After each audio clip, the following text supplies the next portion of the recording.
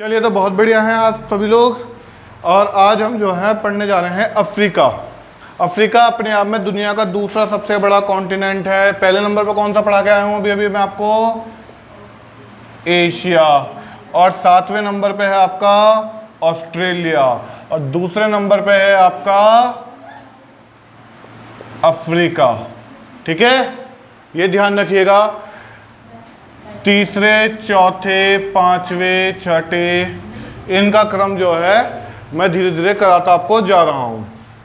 वैसे चाहे लिखना चाहे लिख लीजिए। साउथ अमेरिका, नॉर्थ अमेरिका, और आपका एंटार्कटिका, और आपका यूरोप। ये इनका क्रम है, लिख लीजिए चाहे।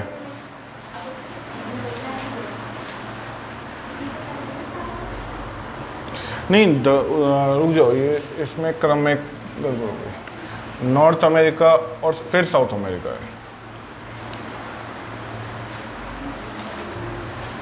ठीक है, आइए चलिए अब हम बात करते हैं। ये मैंने इस जो है कॉन्टिनेंट का क्रम लिख दिया।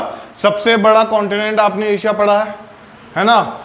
फिर उसके बाद अब दूसरे नंबर का सबसे बड़ा कॉन्टिनेंट है अफ्रीका।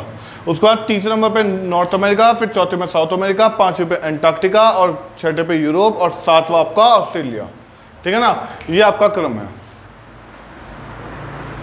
लिख लीजिए फटाफट। उसके बाद जो है हम थोड़ी सी देर के लिए घूमने चलते हैं। कहां पर? अफ्रीका। जिंगा लाला हु हैं, जिंगा लाला हु करेंगे। चलिए, अफ्रीका में सबसे पहले आपको एक चीज जाननी बहुत जरूरी है।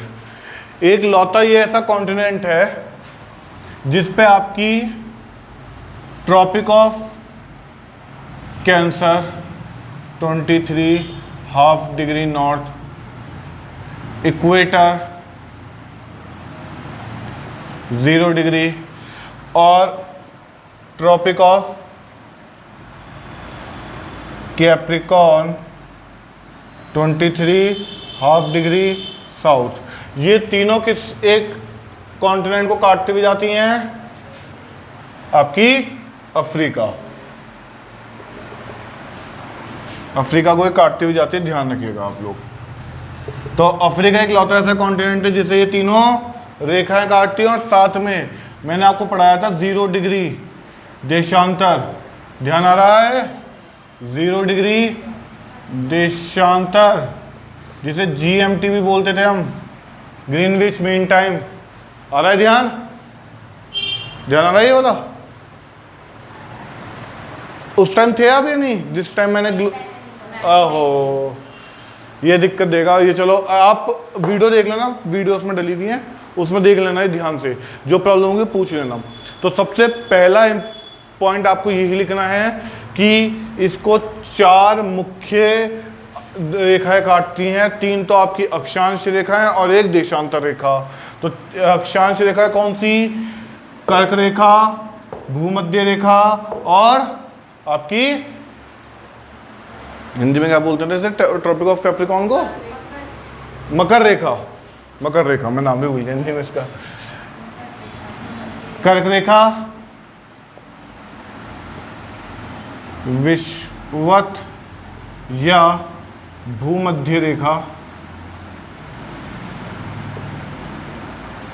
और ये आपका मकर रेखा। आ गया ये ध्यान? सबसे पहला तो यही सबसे इंपॉर्टेंट पॉइंट है।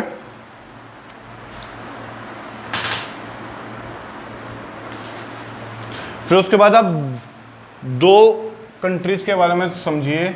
यहां एक है और यहां पे दूसरी है। इसका नाम है मोरक्को और इसका नाम है अल्जीरिया।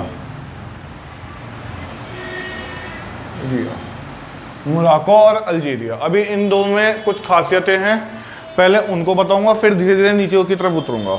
2 दिन का चैप्टर है, कोशिश करूंगा आज ज़्यादा से ज़्यादा काम बता दूं।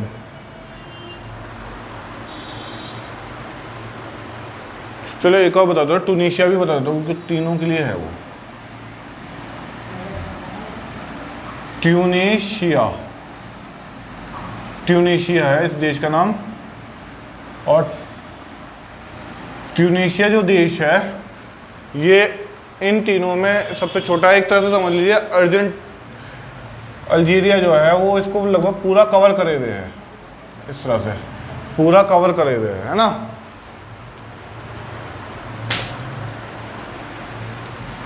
अब यहाँ पर एक पहाड़ी आपको पड़ेगी, इंपॉर्टेंट है, उसको याद रखना। इस पहाड़ी का नाम है एटलस।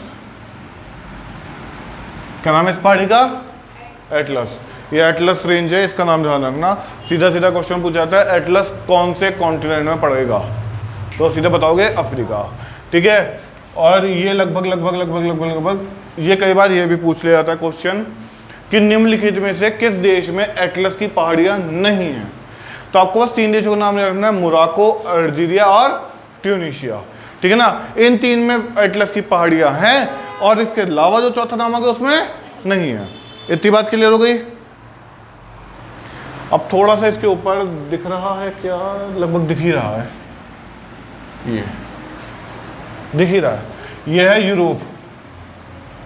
देखा था आपने उसमें मैप में, जो मैंने पहले वाला मैप बनाया था सबसे पहले पूरे ग्लोब का, जिसमें जो है हमारा, मैंने सारे कॉन्टिनेंट और ओशन लिखवाए थे, वो देखा था ना। तो उसमें यहाँ यूरोप था और यहाँ पे आपका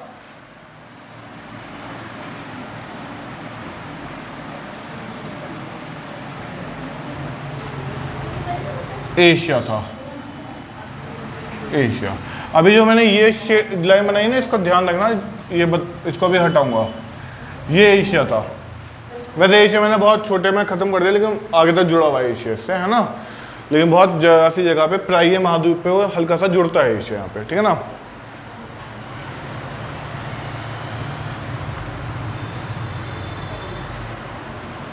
ठीक है, इसके बाद आपको 2 देशों के नाम और याद रखने हैं। एक तो है आपका ये लीबिया और एक है यहाँ पे आपका मिस्र। मिस्र जिसे इजिप्ट भी बोलते हैं, इसका एक दूसरा नाम और लिख लो, इजिप्ट। इजिप्ट।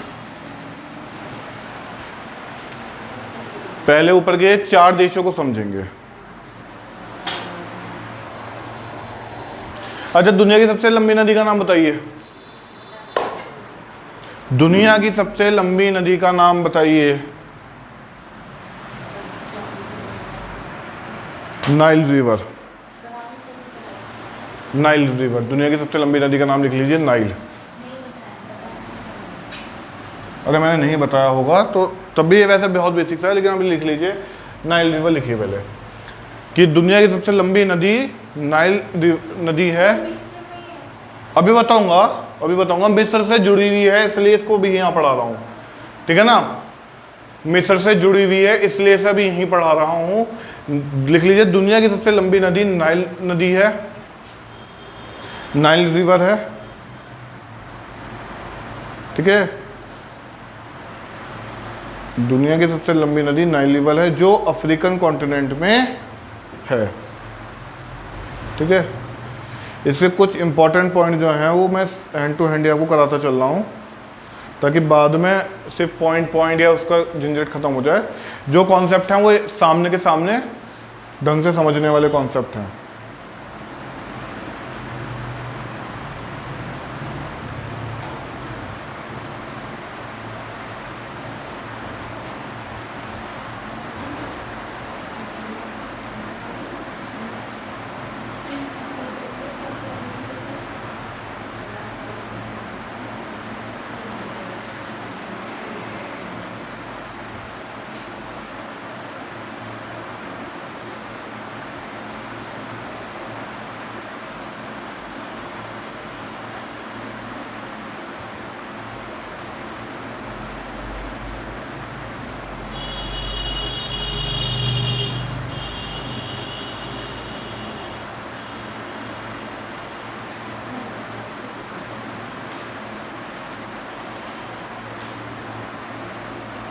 चलिए, इसमें एक चीज़ जो इम्पोर्टेंट है, ध्यान रखना, ये नाइल रिवर यहाँ से आती है और ये असल में एक्चुअल में दो हिस्सों में बटी हुई है।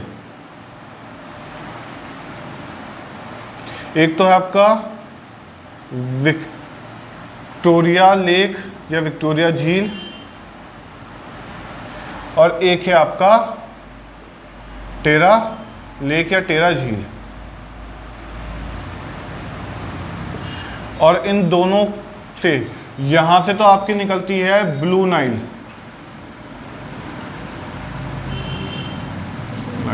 यहां से निकलती है आपकी श्वेत यानी वाइट नाइल,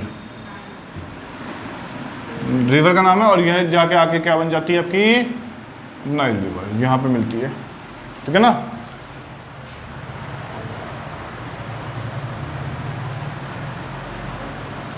पहले आप आराम से इसको लिखिए।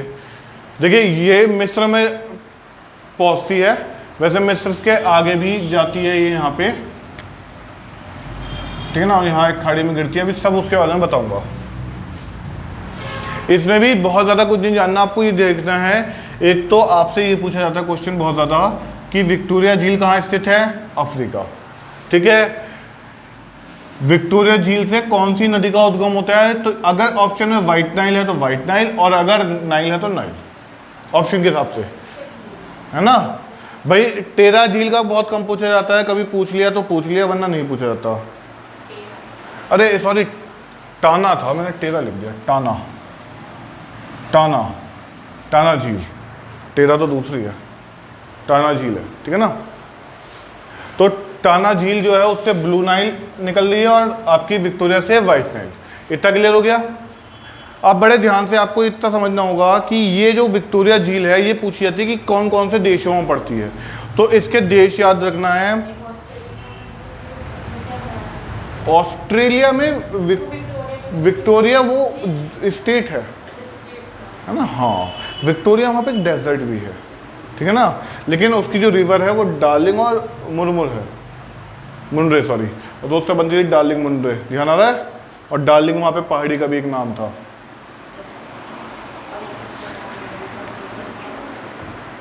देखिए इस ये जो पड़ती है, एक तो पड़ती है आपकी युगांडा, केन्या और तंजानिया। क्या कहते हैं सर? अभी तो जल्दी, मैं इसलिए रोज लेट पे लेट आ रहा, आप भी लेट पे लेट करेंगे। बस आज लंबी ले ली हमने क्लास, क्या दिक्कत है। वैसे भी होने आ गया, मुझे आज जितना करवाना है उसमें से लगभग 50% प्लस करवा चुका हूँ मैं। तो विक्टोरिया झील का क्या ध्यान रखना है, ये कौन कौन से देशों में पड़ रही है, युगांडा, केन्या और तंजानिया, इन तीनों के बॉर्डर पे ये जो है विक्टोरिया झील पड़ रही है। अभी मत कहना सर कि दिखाओ बना के, बहुत मुश्किल पड़ेगी बनाना। वो मैप पे देखना आप, एटलस सभी के पास है या नहीं, नहीं भी हो तो मोबाइल में अफ्रीका के जो है पॉलिटिकल मैप डाउनलोड कर लेना और एक फिजिकल मैप, उसमें आप देखोगे ना तो आपको विक्टोरिया झील मिलेगी। और विक्टोरिया झील युगांडा, केन्या और तंजानिया के बीच में पड़ रही होगी, इसलिए विक्टोरिया झील इंपॉर्टेंट हो जाती है कि सीधा सीधा पूछता है कि विक्टोरिया झील कहां पर है।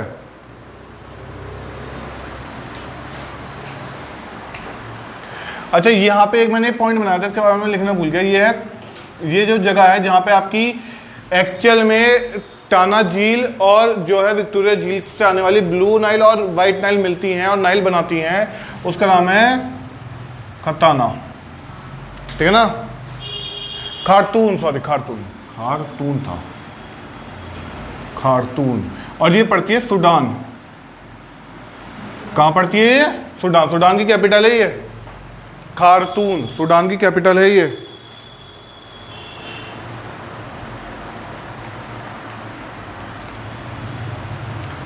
मिस्र में एक जगह बहुत ज़्यादा फेमस है, गीज़ा के पिरामिड, सुना होगा कभी नाम। तो कभी आपसे ये पूछ लिया जाए कि गीज़ा के पिरामिड कहाँ पड़ते हैं तो बता देना मिस्र में, नाइल नदी के पास। तो लिख लो, ये लाइन लिख लो, मिस्र में, ये पॉइंट लिख लो, मिस्र में गीज़ा के पिरामिड, मिस्र में गीज़ा, गीज़ा लिखना लिख लो, देखो गीज़ा ऐसे लिखा जाएगा, गीज़ा, हाँ, गीज़ा के पिरामिड, मिस्र में गीज़ा के पिरामिड नाइल नदी के पास पढ़ते हैं। इक्वेटर यहाँ से निकल रहा है।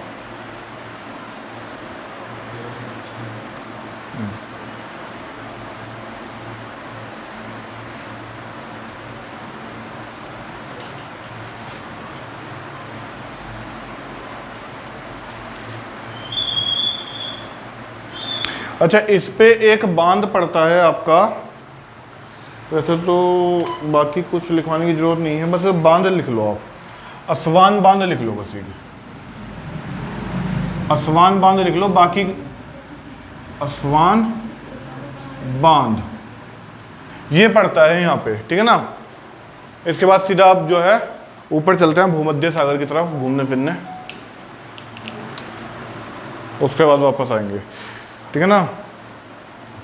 तो यहाँ पे आपको इतना समझ के चलना है किसके बारे में, नाइल नदी के बारे में, ठीक है ना। और ये क्या है, दुनिया की सबसे लंबी नदी है, सबसे लंबी रिवर है ये, ठीक है ना।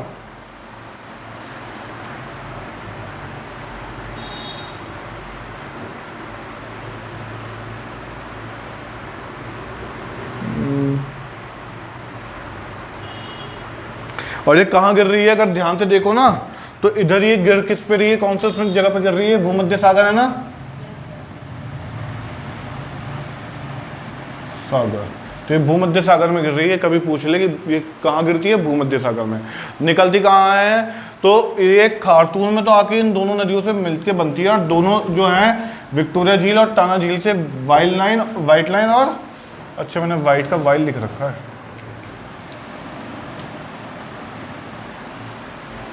है ना। तो इतनी बात आपको समझ में आ गई। गिजा के पिरामिड हो गए। अच्छा, काहिरा भी लिख लो भैया, मिस्र की कैपिटल लिख लो।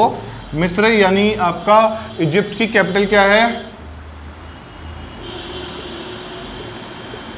काहिरो, ठीक है ना। काहिरो वो भी इसी नदी के किनारे पड़ता है, ठीक है ना। ये भी लिख लो, कभी ये आ जाए, इसे काहिरो या काहिरा ऐसा बोल देते हैं इसको, है ना। काहिरो या काहिरा,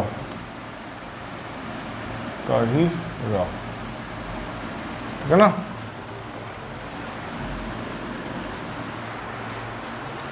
इतना क्लियर हो गया। अब भैया हम बात कर रहे हैं जरा ऊपर, यहां पे आ जाइए। मोरक्को आपको एक देश पड़ रहा है यहाँ पे, इसका ये वाला हिस्सा देखिए, और यहाँ यूरोप में पड़ रहा है स्पेन। स्पेन कौन सा देश पड़ रहा है, स्पेन, इसका ये वाला हिस्सा देखिए। इन दोनों के बीच में से एक नदी जा रही है, ध्यान से देखिए, जिसे हम भूमध्य सागर बोलते हैं। दिख रहा है ये सागर दिख रहा है,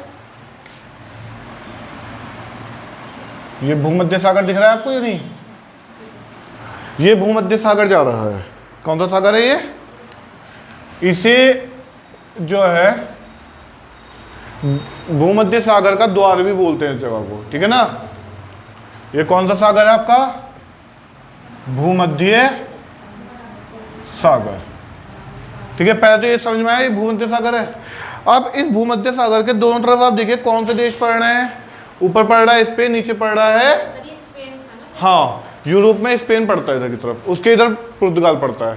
लेकिन अभी फिलहाल आपको स्पेन के बारे में समझना, पुर्तगाल के बारे में इतना नहीं समझना। मोरक्को जो है, मोरक्को और स्पेन, इन दोनों की जो ये लैंड है ना, जो आपका भूमध्य सागर में पड़ रही है, यहां पर एक संधि होती है, जिब्राल्टर जल संधि। जिब्राल्टर जल संधि, जिब्राल्टर जल संधि, बस इसके बारे में थोड़ा सा बताऊंगा, फिर सीधा सीधा हम चलेंगे सुएज नहर की तरफ। जिब्राल्टर जल संधि, आपको ये ध्यान रखना है, ये किन दो देशों के बीच में है, ये स्पेन और ब्रिटेन के बीच में है। अब सर ब्रिटेन तो यहां आप कहीं पढ़ नहीं रहा, पढ़ तो यहां मोरक्को और स्पेन रहे हैं, तो ये स्पेन और ब्रिटेन के बीच में कैसा है जल संधि, ये क्वेश्चन फंसता है यहाँ पर। लोग क्या सोचते हैं, यहाँ मोरक्को है, यहाँ स्पेन है, जल संधि इनके बीच में होगी, है ना। जब तक मैंने भी डीप नहीं पढ़ा था, जब तक मैं भी समझता था कि जिब्राल्टर जल संधि कहाँ हो रही होगी, स्पेन और मोरक्को के बीच में हो रही होगी। लेकिन एक्चुअल में क्या दिक्कत है, एक्चुअल में दिक्कत ये है कि यहाँ जो मोरक्को में ये जो शेडेड पार्ट दिख रहा है ना आपको, ये मोरक्को का हिस्सा नहीं है, ये हिस्सा है स्पेन का। ये वाला, ये जो मोरक्को में शेडेड पार्ट दिख रहा है ना आपको, ये वाला, हाँ ये स्पेन का हिस्सा है। इस पर कब्जा किसका है, स्पेन का।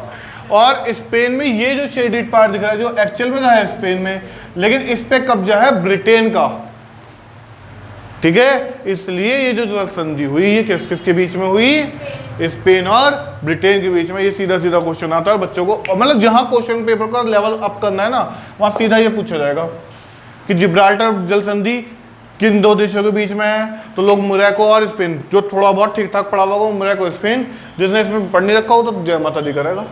लेकिन जिसने डीप में पढ़ा रखा होगा उसे पता होगा कि भैया ये स्पेन और ब्रिटेन के बीच में एक्चुअल में। क्लियर हो गई बात? हाँ चलिए अब भैया यहाँ आ जाइए। आपको मैंने एक जो है अंग्रेजों का कारनामा बताया था। जब वो होता क्या था, भारत आते थे तो वो यहाँ से होते हुए आते थे, है ना, इतना लंबा वो पूरा सर्कल तय करके आते थे। और यहाँ पर एक जगह पड़ती है आपकी केप ऑफ गुड होप।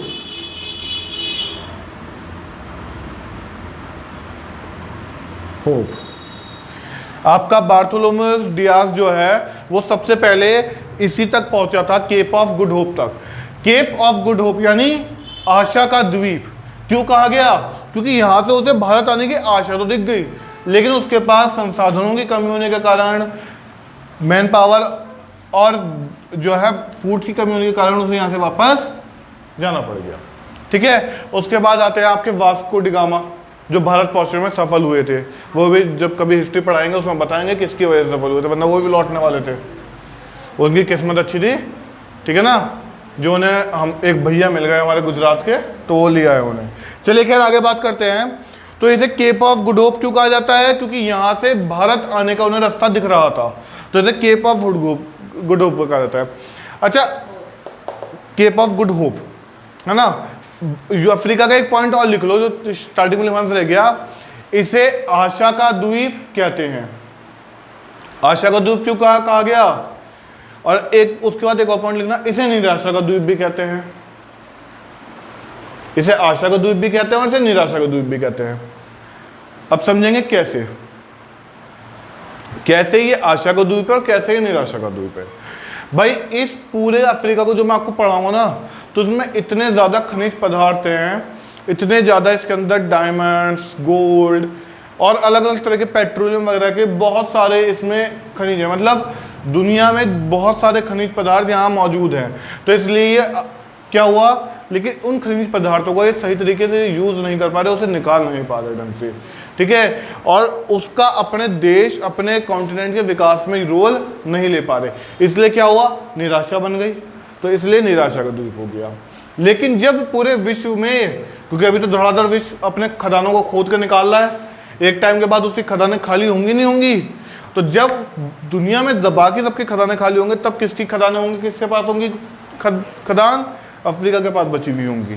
तो इसलिए उसे आशा का द्वीप भी बोला जा रहा है, क्योंकि जब सबके पास मामला खत्म हो जाएगा तो किसके पास बचेगा? अफ्रीका के पास। तो इसलिए आशा का द्वीप भी ये हो गया। बात समझ में आई? अब जरा बात समझते हैं। तो जब अंग्रेजों को इस तरह से रास्ता लंबा पड़ने लगा, तो इनको ये रास्ते को बदलना था। अब भाई यूरोप, यहाँ पुर्तगाल, स्पेन या ब्रिटेन से लोग यहाँ से चल के इतना लंबा ट्रैवल करके यहाँ भारत में आते थे, है ना, आते थे। तो ये बड़ी दिक्कत भरी समस्या थी उनके लिए, बहुत लंबा समय लगता था, एक साल लग जाता था कई बार इस ट्रैवलिंग में। इस ट्रैवलिंग को करना था छोटा करने के लिए दिक्कत क्या पड़ रही थी, यहाँ से आते थे, भूमध्य सागर में आ गए, उसके बाद ये एशिया का जो हिस्सा था ये जुड़े हुए थे अफ्रीका से, ठीक है ना। यहाँ पे अभी आपको मैं अभी सींग भी पढ़ाऊंगा, थोड़ा सा अफ्रीका के जो हॉर्न है वो पढ़ाऊंगा, लेकिन उससे पहले अभी ये संधि पढ़ लो, ये अफ्रीका का हॉर्न में आपको कल पढ़ाऊंगा। यहाँ पे क्या हुआ, इस नहर को, यहाँ पे इस जगह को काटा गया, काट दिया यहाँ से यहाँ तक। तो यहाँ से काटने के बाद यहाँ पे पानी आना शुरू हो गया, यहाँ बन गई एक नहर। इस नहर को नाम दिया गया स्वेज नहर। कई बार पढ़ा चुका हूँ मैं स्वेज नहर के बारे में, बहुत इंपॉर्टेंट है, ठीक है ना।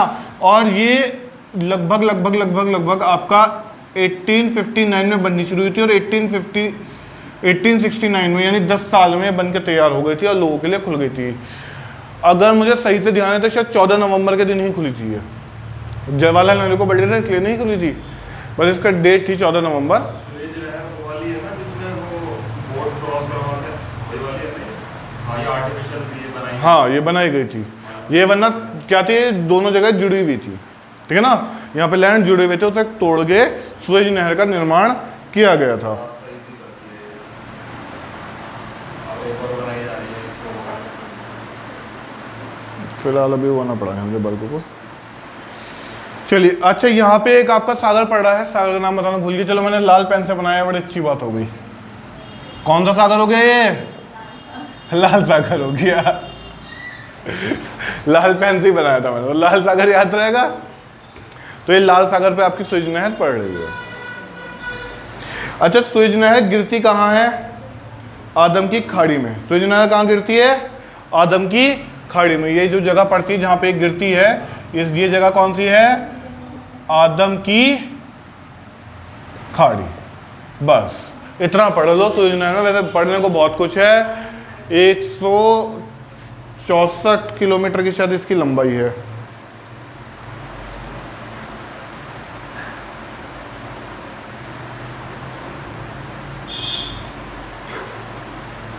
असबान बांध हो गया आपका। सुएज नहर पे आपका जो है बॉब अल मांडेव जल संधि। हाँ, बॉब अल मांडेव जल संधि और बता दूं। बस ये ध्यान रखना, एक सीधा सीधा क्वेश्चन पूछा जाता है, बॉब अल मांडेव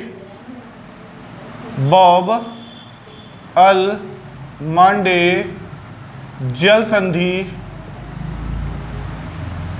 किस नहर पर है या किस नदी पर है? तो सुएज नहर ध्यान रखना।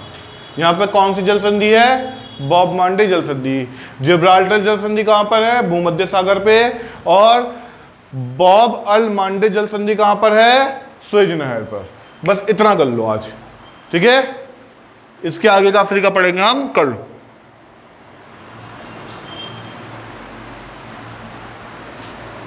Thank you.